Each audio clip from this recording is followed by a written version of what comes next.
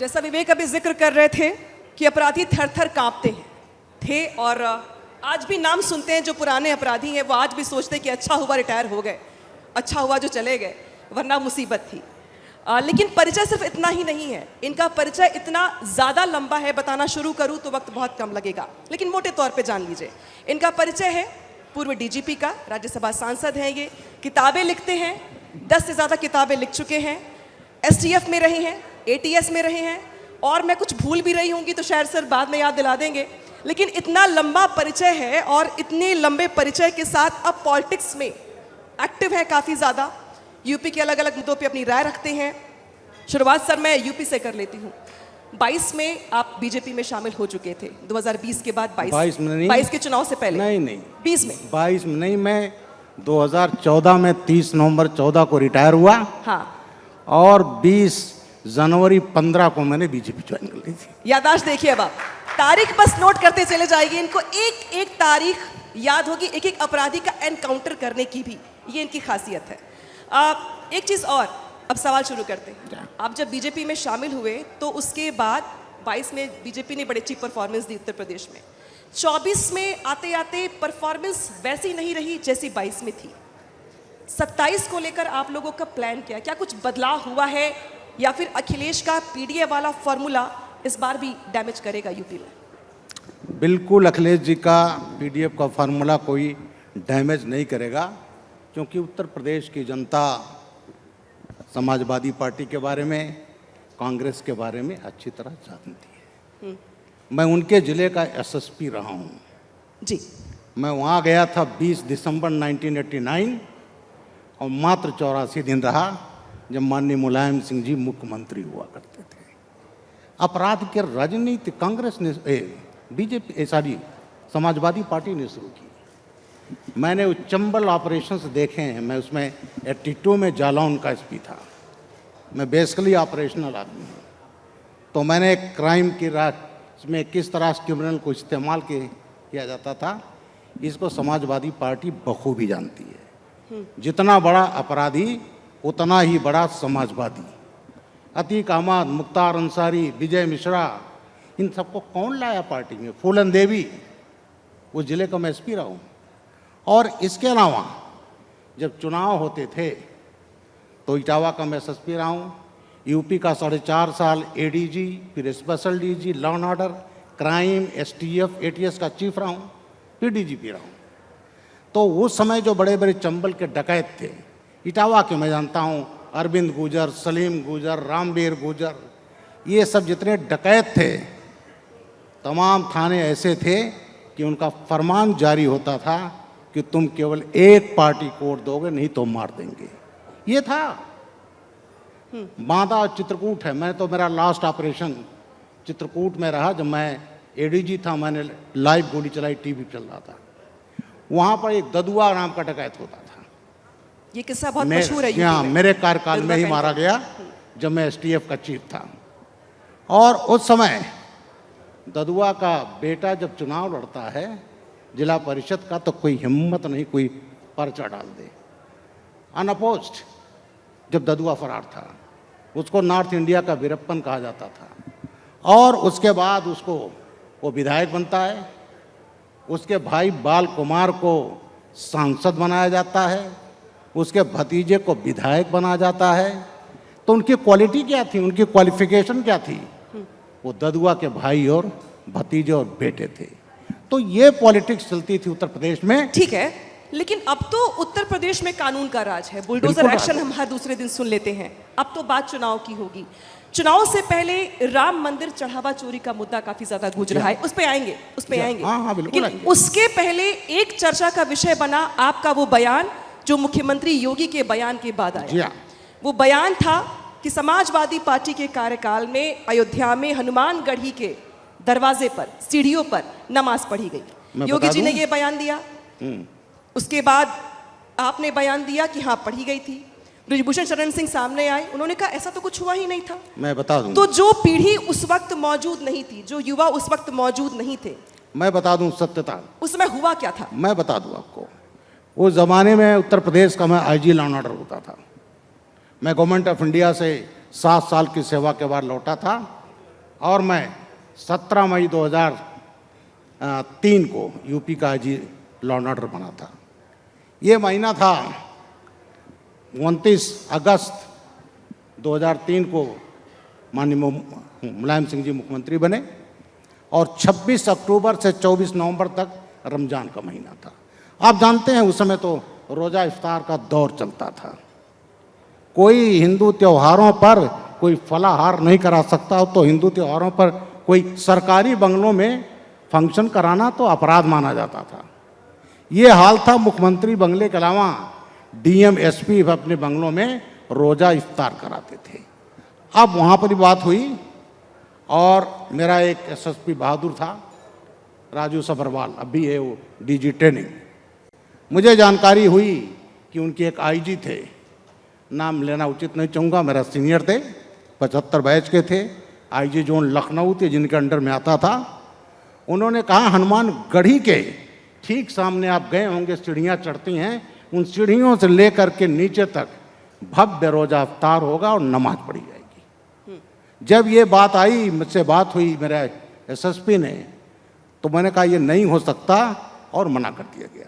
जब मना कर दिया गया तो महंत ज्ञानदास, हनुमानगढ़ी के मुख्य महंत, राजूदास जी उनके नहीं, हाँ उसमें ज्ञानदास जी, उनके घर में तय हुआ कि नमाज पढ़ी जाएगी और रोज़ा इफ्तार होगा।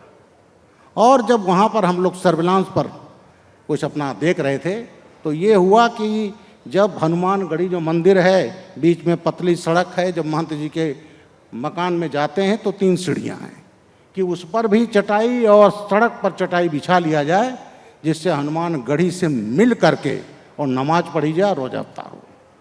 लेकिन जैसे ही उन्होंने सीढ़ियों पर वो बटाई चटाइयाँ, उसको हटा दिया गया और महंत जी के घर में रोज़ा इफ्तार हुआ, जिसको हम लोग कुछ नहीं कर सकते थे। तो ये प्रयास हुआ था, तो ये प्रयास हुआ था, नहीं वो महंत के घर में हुआ, पढ़ा गया, हनुमानगढ़ी के सामने नहीं पढ़ पाए हनुमानगढ़ी, लेकिन उनकी मनसा थी हनुमानगढ़ी का जो दीवार थी उससे सट करके नमाज पढ़ा जाए, वो नहीं होने दिया गया। ठीक है, हनुमानगढ़ी के बाद अब राम मंदिर की कर लेते हैं। करोड़ों श्रद्धालुओं के आस्था का केंद्र राम मंदिर, बड़े अरमानों के साथ, बड़े सदियों के साथ, पीढ़ियों के प्रयास के बाद ये बना। चढ़ावा चोरी का जब मुद्दा आया तो लोगों की बड़ी मतलब उदासी छाई कि ऐसा कैसे। बिल्कुल। उसकी जांच एसटीएफ कर रही है। एसटीएफ ने बहुत सारी कार्रवाइयां शुरू भी कर दी, पुलिस ने शुरू कर दी है। नहीं, एसटीएफ नहीं कर रही है, उसको हम लोग बनाते हैं स्पेशल इन्वेस्टिगेशन स्टाफ। हाँ ठीक है, एसआईटी, सॉरी, बाकी एसआईटी कर रही है। एसआईटी की जांच में अभी तो कार्रवाई चल रही है, लेकिन चूंकि आप भी रह चुके हैं उसी महकमे में, आपने भी कई बार कई बड़ी बड़ी जांचें की हैं। एसआईटी की रिपोर्ट को आम आदमी कैसे समझे? आखिर ये चोरी हुई कैसे और किस तरीके से पकड़े जाएंगे? क्योंकि जो पकड़े गए हैं वो तो पैसे खपा चुके हैं, यहाँ वहाँ खर्च कर चुके हैं, वो ट्रेन कैसे निकलेगी अब? ऐसा है, जो अपराध से अर्जित संपत्तियां होती हैं उसको हमारे यहाँ कानून है, उसको जब्त किया जाता है और जब्त किया गया है। तमाम बड़े बड़े माफियाज ने जो सरकारी ज़मीनों पर कब्जे कर लिए, गरीबों की संपत्तियों को कब्जे कर लिए, बड़े बड़े माफियाज ने उनको वापस लिया गया। जो अवैध निर्माण थे उसको ध्वस्त किया गया और आज उस पर गरीबों के लिए मकान बने हैं।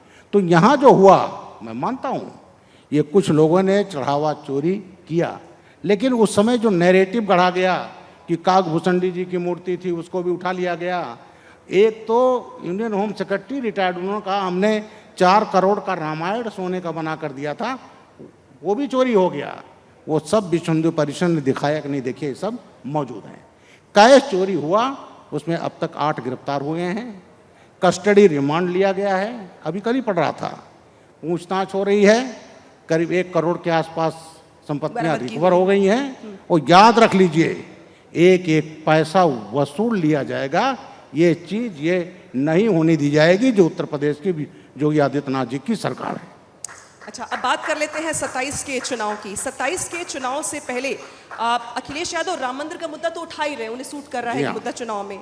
क्या आपको लगता है कि चुनाव से कुछ महीने पहले ये मुद्दा सामने आना डैमेज कर रहा है बीजेपी को उत्तर प्रदेश में? बीजेपी को देखिए, बीजेपी की कार्य पद्धति को सभी लोग जानते हैं। उत्तर प्रदेश में माफियाओं के पैरेलल शासन होता था। उत्तर प्रदेश एक बीमारू प्रदेश माना जाता था। देश के बात सुन लीजिए, 2014 में जब बीजेपी सरकार आई थी तो हमारी विश्व में आर्थिक व्यवस्था थी 10वीं, और आज हम क्या हैं? 4th। आज जहां दुनिया में हाहाकार मचा है, हमारी इकोनॉमिक ग्रोथ अब भी 7.8% से हमारी इकोनॉमी बढ़ रही है। और उत्तर प्रदेश $1 ट्रिलियन की अर्थव्यवस्था होने जा रही है। 40 लाख करोड़ का इन्वेस्टमेंट उत्तर प्रदेश में आया था, और इस तरह से उत्तर प्रदेश का विकास हो रहा है, क्योंकि अब वहाँ माफिया राज नहीं है। माफियाओं के संपत्तियों पर बुलडोजर चलाने की हिम्मत अगर किसी को हुई तो योगी आदित्यनाथ की हुई, और हम उसको कंटिन्यू करेंगे। अपराध की राजनीति उत्तर प्रदेश में नहीं चलने वाली। अब मुख्तार अंसारी, अतीक अहमद, विजय मिश्रा, डीपी यादव, अन्ना शुक्ला, ये तमाम जितने बड़े अपराधी, उतने बड़े समाजवादी, वो चीज़ नहीं चलने वाला। इसलिए उत्तर प्रदेश की राजनीति जो है साफ सुथरी है, और ये जो इस पर तमाम नैरेटिव गढ़ा जा रहा है, ये कहा गया सब मूर्तियाँ चुरा लेंगी। इसके अलावा अखिलेश जी ये आस्था पर मुद्दा उठाते हैं। कांग्रेस जिसने अफिडेविट दिया नहीं, सुप्रीम वो तो कोर्ट में, समझ रहे हैं ना कि जितना वो राम मंदिर का मुद्दा उठाएंगे उतना पीडीए वाला ऐसा जो फॉर्मूला है ऐसा उनका है, वो ऐसा है, फायदे में जाएगा। अब पीडीए बात आपने क्या है? पिछड़ा, दलित, अल्पसंख्यक। अब सब मैं दलित हूँ, हाँ, मैं दलित हूँ। सबसे ज्यादा प्रताड़ित तो मैं समाजवादी पार्टी में मैं रहा। कैसे? मेरा दोस्त क्या था? मैं एसएसपी। आप तो पुलिस अधिकारी थे, बड़े अधिकारी थे, आपको अलग-अलग जगहों पे पोस्टिंग मिली। हाँ, सबके। जी हाँ, वो दिन था 18 दिसंबर 1989। मुझे मेरे होम सेक्रेटरी ने बुलाया और बोले, ब्रजलाल जी बधाई, आप अपने बैच के पहले एसएसपी हैं, आपको बधाई दूं या सद्भावना व्यक्त करूं? उन्होंने कहा, आप जा रहे हो पहले एसएसपी बन करके, एसएसपी इटावा, मुख्यमंत्री के जिले के। मैंने कहा, सर मैं जानता हूँ, मुझे करीब मुलाकात नहीं, मैं लखनऊ का शहर कप्तान था 84-86। मैंने कहा, जानते हैं तेज तर्रा लड़का है, मुझे अपने विरोधियों के खिलाफ इस्तेमाल करेंगे। मैं माननीय मुलायम सिंह जी के पास गया। 18 दिसंबर 89 पहली बार वो मुख्यमंत्री जान करके इटावा जा रहे थे। मैं गया, उनको सैल्यूट किया। उन्होंने कहा, चलो हमारे साथ हेलीकॉप्टर में। मैंने कहा, सर मुझे मत ले जाओ, कोई दूसरा एसएसपी देख लो तो आपको दिक्कत ना हो। नहीं माने। मैं 20 दिसंबर को इटावा गया, ज्वाइन किया एसएसपी, और उसी समय कुछ मुकदमे ऐसे थे, अरे कांग्रेस की सरकार थी लेकिन कांग्रेस के लोग प्रताड़ित होते थे इटावा मैनपुरी में। उस समय दर्शन सिंह यादव, बड़े इनको खड़ा किया करने वाले दर्शन सिंह यादव, किसी चीज़ पर विवाद हुआ, वो अलग हो गए। उनके आदमियों को चुनाव में पीटा गया। उस समय जब गया तो ग्वालियर मेडिकल कॉलेज में दाखिल थे। उनके मुकदमे और साथ ही साथ इन लोगों ने क्रॉस केस कायम किया। मुझे 31 दिसंबर को बुलाया गया 1989 को, और वहाँ कहा गया कि ऐसा है कि जो माननीय मुलायम सिंह जी, इनके परिवार को लोग नामजद हैं, उसको ख़त्म करिए, और दर्शन सिंह यार उनके पार्टी के लोगों को मारकर बंद कर दीजिए। मैंने कहा, मैं मध्य मार्ग नहीं चलता, मैं सत्य के मार्ग चलता हूँ। मैंने कहा, सबसे दोषी तो ये लोग हैं, चलिए हमारे मुख्यमंत्री में चार्जशीट नहीं लगाऊंगा, लेकिन दर्शन सिंह यादव पर भी चार्जशीट नहीं लगेगी। मैंने वो मुकदमे ख़त्म कर दिए दोनों। उसके बाद क्या हुआ बता रहा हूँ। वो दिन था 8 जनवरी 90। शिवपाल सिंह जी को पहली बार चुनाव लड़ाया गया इसका कोऑपरेटिव बैंक का। वो सोचते थे भाई मुख्यमंत्री तो कोई लड़ेगा नहीं, एक हाकिम सिंह यादव लड़ गए कांग्रेस के। जब वो गए वहाँ पर तहसीलदार मजिस्ट्रेट की कोर्ट में, तो उनके लोगों को पीटा गया। शिवपाल जी ने तहसीलदार की फाइल फाड़ दी, अपने को अनअपोज डिक्लेयर करा लिया, और उल्टा उनकी पार्टी पर हाकिम सिंह यादव के मुकदमा कायम करा दिया गया। 2 दिन के बाद मेरे डीएम ने कहा कि साहब मुख्यमंत्री जी का ने गिरफ्तारी, हमसे बात करना छोड़ दिए थे। तो मैंने कहा, तुम दांतो झूठा मुकदमा? बोले हाँ। हर हफ्ते आए, मैं गया, मैं अभी उस चीज़ को कहता, अपनी किताब में लिखा, मेरी पुस्तक है इटावा फाइल्स। मैं गया, मुख्यमंत्री जी ने बिना किसी प्रस्तावना शुरू हुआ, मैं जानता हूँ वो केस झूठा है, मैं जानता हूँ वो केस झूठा है, गाली देकर कहा, हिम्मत हो जाए मेरे भाई का विरोध करें, आप गिरफ्तार नहीं कर रहे हैं। हमने कहा, सारी सर झूठे केस में गिरफ्तारी नहीं होती। अब आइए, बड़ा लंबा हो जाएगा, लेकिन जो करेक्ट है उसका बता दूं। वो दिन था 8 अप्रैल 90। इन्हीं के पार्टी के एक बड़े नेता का फ़ोन आया, बोले भाई साहब एक मुनीब यादव हैं, उनकी ज़मीन को शिवपाल जी की और उनके आदमियों ने कब्जा कर लिया है। मैं परिवार का हूँ, मैं कुछ नहीं कर पा रहा हूँ, मैं भेज दूँ आपके पास। मैंने कहा भेज दीजिए। भेजा उन्होंने, मैंने शाह आलम खान थानाध्यक्ष को लिखा इसमें कार्रवाई किया जाए।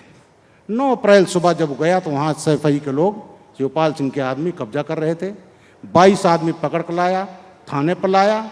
जब थाने पर लाया तो सैफई के प्रधान थे, वो भी उनका नाम दर्शन सिंह यादव था, वो 2 आदमियों के साथ पहुँच गए। हमारे थानाध्यक्ष से बोले छोड़ इन लोगों को। बोले क्यों छोड़ें? बोले मैं कह रहा हूँ इसलिए छोड़। मुख्यमंत्री जी ने पहला बयान दिया था वहाँ पर जावा का प्रत्येक आदमी अपने को मुख्यमंत्री समझे। तो भाई जावा, हाँ तो सैफई का प्रधान तो सुपर प्रधान मुख्यमंत्री था। उसने कहा आप हैं कौन? तो मेरे थानाध्यक्ष को झापड़ मारा, कहा मैं हूँ दर्शन सिंह यादव, सैफई का प्रधान और मुलायम सिंह जी का चचा लगता हूँ। उसके बाद मेरा थानाध्यक्ष ने उनको 2 और 22 पुलिस बंद थे, 3 और 25 बंद हो गए। किसी ने शिवपाल जी को बता दिया।